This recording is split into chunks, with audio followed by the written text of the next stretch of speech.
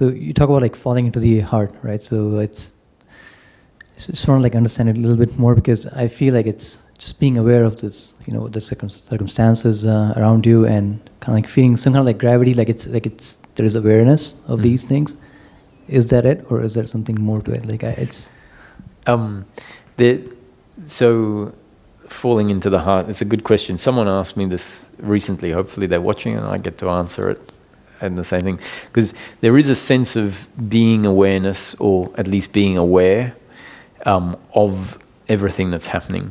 And usually when we become, and even that, just for those people that are listening and then think, oh, I haven't had that, so I must be missing this awareness aspect, even that tends to dissolve and become much more normal. So this sense of being aware, even that can fall away, and it's not a problem if that falls away, as long as what remains is the internal non-involvement, which really means, and we know that that's there when pain comes in the course of life, and we find that there isn't a resistance happening. So if that's happening, that's the deepest form of witnessing. Often when the awareness sort of space where we sort of know ourselves as formless awareness, that's what we relate to as witnessing, because it really feels like I'm just witnessing everything arise in that field of awareness that I am. And if the suggestion that fades away, or when it fades away, we think, oh, where's it gone? Something's gone wrong. But what it could be is a deepening of that witnessing, such that it's not even felt as a qualitative witnessing anymore. And instead of anything having anything missing, it's just gone into a deeper phase. And we know it's still happening. We know the witnessing is still happening, because the involvement in the pleasure and pain doesn't arise. That's just for those people who maybe have peace already, but without these different states.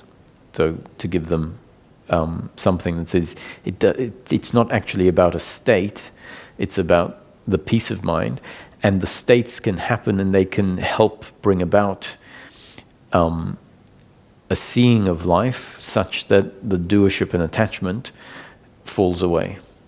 But if the doership and attachment can fall away even without those states presenting, the states, the shifts, are just one way that it can get dissolved.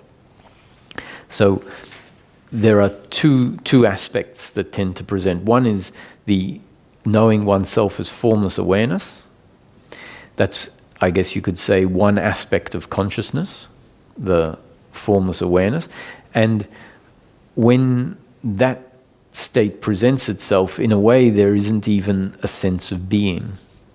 The beingness isn't really felt. There is just knowing oneself as formless, non-located awareness. The being has a different quality to it, and they tend to present at different times. So we tend to have one present and then another present. And if we come through the top-down, non-dual teachings about awareness, you are not the body, you are formless awareness, the awareness aspect tends to present first. Because in a way we've been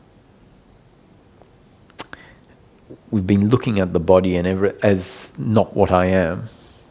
And so then there's a formless awareness realization. The beingness actually requires us to re-inhabit the body, to come back in and realize that the awareness is actually the awareness that we had become familiar with, is actually functioning through the body. And so not necessarily always be in this non-locatable state of awareness, but to come back and realize, even so, if I come back and sort of become more grounded in the body and say, well, actually I am the body, Because we've been saying I'm not the body for so long. And that's important because we previously were obsessed with being the body. We only knew the physical.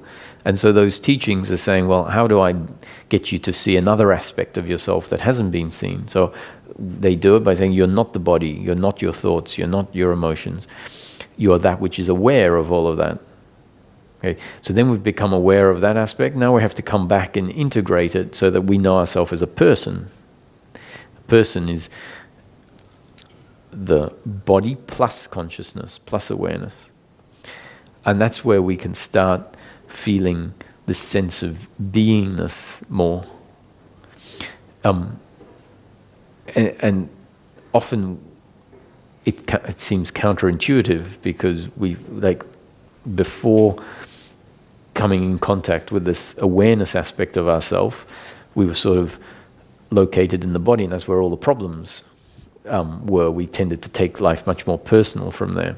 So we think, well, if I come back in, isn't that sort of counterintuitive to this process? Isn't it counterproductive even to this process? But it's not. The process is about becoming, coming back to being human.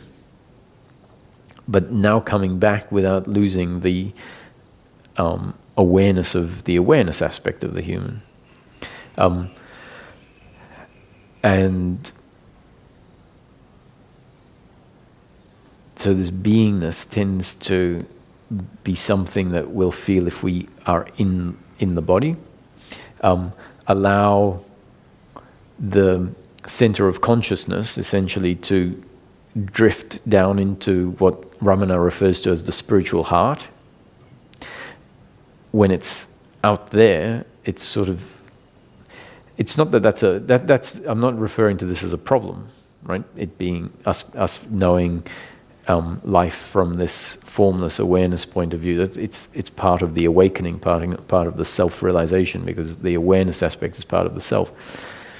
But we also need to know the embodied self. So allow the center of consciousness to drift down into the body again. And we can still, now we can feel like I'm aware from the heart, aware of the visual aspects, aware of all of life from the heart instead of from the head. And my experience is that that's where the beingness comes from inhabiting the body and dropping into the heart. Thank you very much.